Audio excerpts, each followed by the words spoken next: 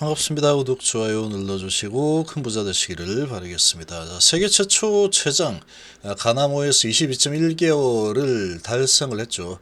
자, 이렇게까지 완벽한 데이터를 손에 쥔 기업은 없습니다. 우리나라에 항암제 가지고 이 삼상까지 끝까지 내가 다 진행을 해서 이렇게 손에 쥔 그런 약물은 없죠. 거기다가 지금 얘가 이제 세상에 나오게 되면은 가격 경쟁력 부분에서 그냥 상대 자체가 되지 않습니다. 아예 상대가 안 되기 때문에 그냥 진입을 하게 되면은 나중에 이제 되고 나면 아 진짜 그렇구나라고 생각을 하겠지만 지금 아주 상식적으로 접근을 해 보시면 당연한 얘기입니다. 아주 당연한 얘기. 이제 이 항암제 부분, 간암 부분부터 해서 이제 아시아 쪽의 제약사가 서양의 제약사를 제압하는 그런 시대가 이제 열리게 되겠죠. 당연히 열리게 됩니다. 당연히 그렇게 되겠죠. 반도체도 이렇게 가져왔고, 조선도 가져왔고, 자동차도 가져왔고, 철강도 가져왔죠. 바이오 쪽이라고 가져오지 못한다. 그런 게 어디 있습니까? 가져오겠죠. 때가 되면은. 그게 HLB로부터 간암에서 무려 항암제입니다. 여기 시작이 될 가능성이 정말로 높아졌죠. 만들어진다고 하더라도 승인을 받는다고 해도 들어갔는데 뭐 중국하고 미국 회사죠. 미국 회사 엘레바. 그래도 엘레바 미국 회사입니다. 근데 이제 실질적으로는 HLB죠. 자, 여기에서 맞는 게 뭐 되겠어? 이렇게 생각을 할 수 있겠지만 말도 안 되는 소리입니다. 무조건 됩니다. 무조건. 가격 경쟁력 자체가 지금 상대가 되지 않기 때문에 세계 최장 OS의 약물이 가격이 10분의 1 가격으로 시장에 진입을 한다. 어마어마하죠. 엄청납니다. 그야말로 엄청나다. 자, 요런 지금 상황이 이제 점점 코앞으로 다가오고 있죠. 점점 다가오고 있다. 그야말로 시간 가는 것 자체가 호재입니다. 시간 가는 자체가 호재인 상황이다. FDA가 이걸 승인을 안 해줄 이유가 없죠. 지금 전혀 없습니다. 단 하나도 찾아볼 수가 없는 상황이다. 무조건 승인이 된다라고 보시면 되죠. 승인되고 이제 진출하게 되면은 HLB의 지금 이 기업 가치가 지금 뭐 말도 되지 않는 그런 저평가 영역으로 되어 있습니다. 현재 그렇게 되어 있는 거죠. 자, 그리고 지금 이 주식 배당을 한다. 그리고 테라피틱스의 주주가 공개가 되었죠. 자, 이런 부분들이 주 연결고리로 진행이 되는 상황이다. 자, 23년도에 금리 인하는 없을 것이다. 라고 지금 시장이 받아들였죠. 파월 의장의 연설에서. 이렇게 좀 보시면. 자, 연준이 14일 예상대로 0.5%포인트 인하를 했지만 여기에는 환호했는데 그러고 나서 이제 나온 이 소식이 좋지 않죠. 정례 회의에 성명을 내고 만장일치로 기준도 0.5% 올린다고 밝혔는데 그 이후에 나온 부분이 별로 좋지 않습니다.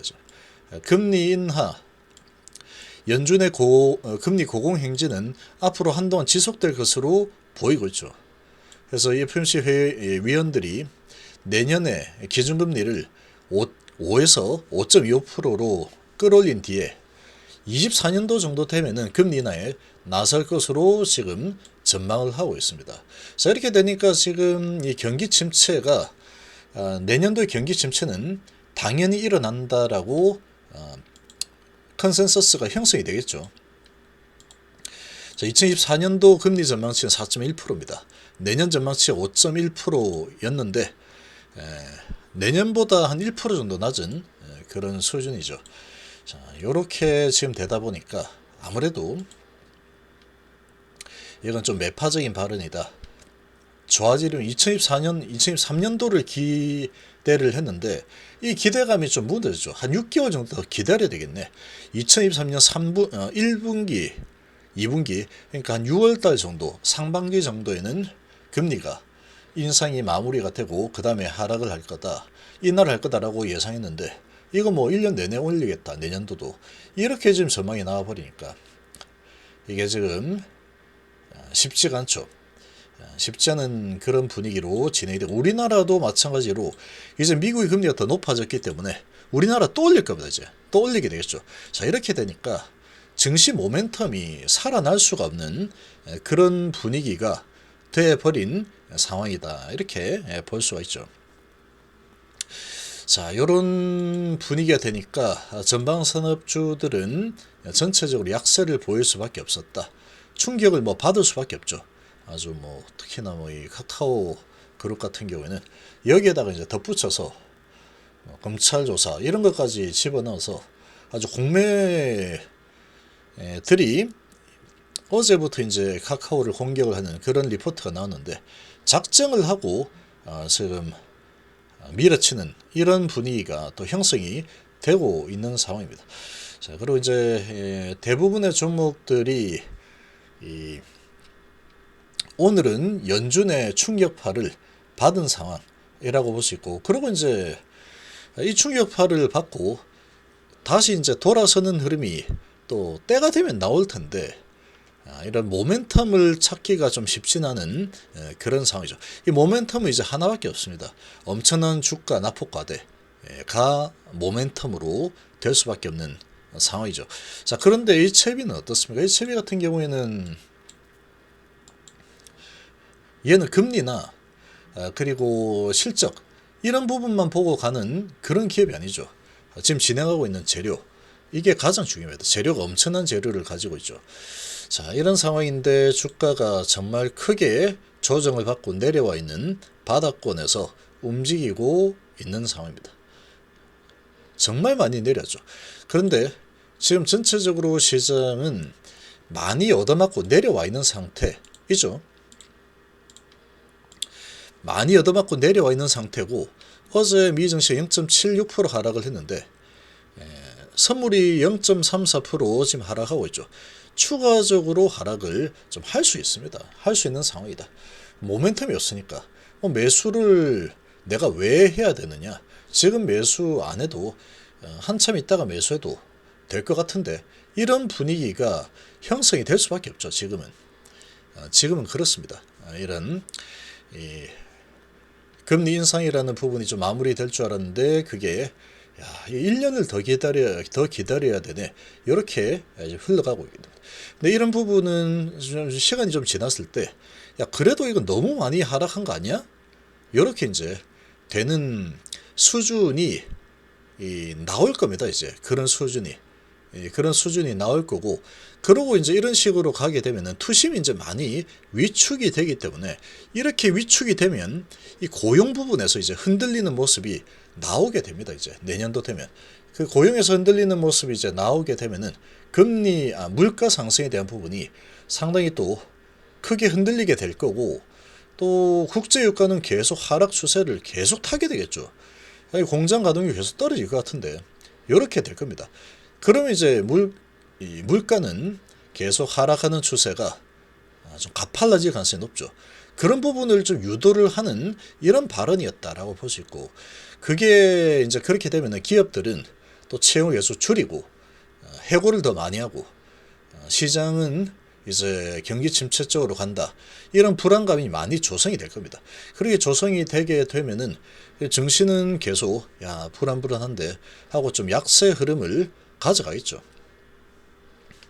그러나 이제 주가가 워낙에 많이 내려와 있는 상태이기 때문에 나중을 보고 어느 수준까지 내려오면은 나 이만큼 내려와 있는 상태에서 더 내려가는 거는 내 기업 가치 대비해서 너무 심해.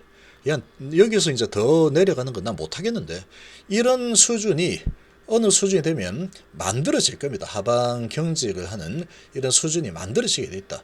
그러고 나면 이제 증시는 다시 또 너무 많이 내려왔어. 금리가 좀 높고 하지만 너무 많이 내려왔기 때문에 더 이상 내려가면 나는 저가 매수 들어갈 거다, 나중을 보고, 이런 시점이 만들어지겠죠. 그게 지금 만들어지고 있다가 이번 파월 의장의 발언으로 이제 위로 쏘는 이런 게 이제 시나리오였는데, 파월 의장이 아직 멀었어 하고 찬물을 확 끼얹어버렸죠. 이런 분위기를 하고 있는데, HLB 입장에서 보면은 어떻느냐.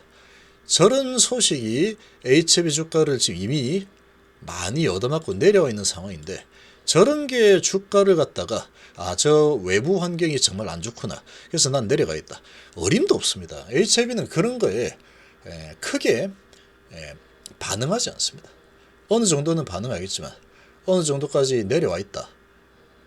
그러면 거기에서 반응하지 않습니다. 반응 안 한다. 그래 금리가 그렇단 말이지. 근데 뭐 어쩌라고 나보고. 나는 지금 이런 대성공을 했고 FD 승인 신청 이제 하러 갈 건데 뭐 불만 있어. 이렇게 할 수 있는 게 현재 HIB의 상황이다. 이렇게 보시면 됩니다. 이렇게. 그래서 지금 같은 이런 분위기에서는 경기 순환주들보다도 이런 강력한 재료를 지니고 있는 이런 HIB나 이런 종목에 투자를 해 놓는 게 사실 더 마음이 편합니다. 저 언제 저거 금리가 이제 좋아질까? 야, 얼마나 더 기다려야 돼? 요런 게 일반적인 뭐 삼성전자라든지 SK하이닉스 뭐 요런 쪽은 이제 그런 부분을 좀 바라봐야 되겠죠. 그런데 지금 HIB 같은 경우에는 기업의 가치가 변화가 생기면 정말로 큰 변화가 일어나죠. 아주 큰 변화가 일어날 수 있는 상황입니다. 자, 그리고 지금 이 진영 회장이 선물 하나 던져주죠.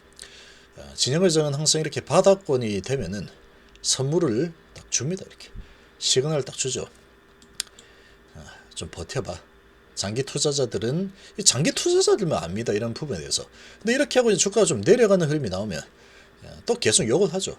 욕을 해대면서 뭐 어쩌고 하고 할 텐데 이 지금 엄청난 성공을 한 상황에서 이런 소식을 줬다라고 하면은 이제 여기서 횡보를 좀 더 해도 크게 관계없구나.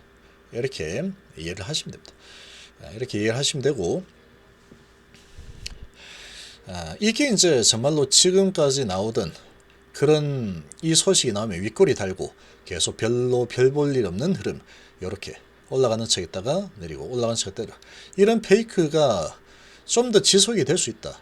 그렇게 하면서 이제 물량을 계속 가져가는 그런 모습을 보일 수도 있습니다. 그렇게 될 수도 있고 아니면 지금 뭐 너무나 낮은 주가 수준까지 내려와 있기 때문에 야, 저 이거 지금 이 주식 변화 많이 준다고 근데 이거 엄청 성공이기 때문에 시간이 가면 나중에 FD 승인 신청 들어갈 텐데 하고 매수세가 들어올 수 있겠죠.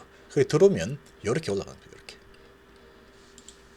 그래서 지금 같은 환경에 2023년도 금리 인상 없다. 이런 환경이면은 HIB가 뭐 가장 좋습니다. 지금 투자해 놓고 기다리기에는 오히려 지금 HIB만한 기업을 찾아보기가 어려운 상황이다. 위치적으로 봤을 때, 환경적으로 봤을 때 그렇게 보시면 되죠.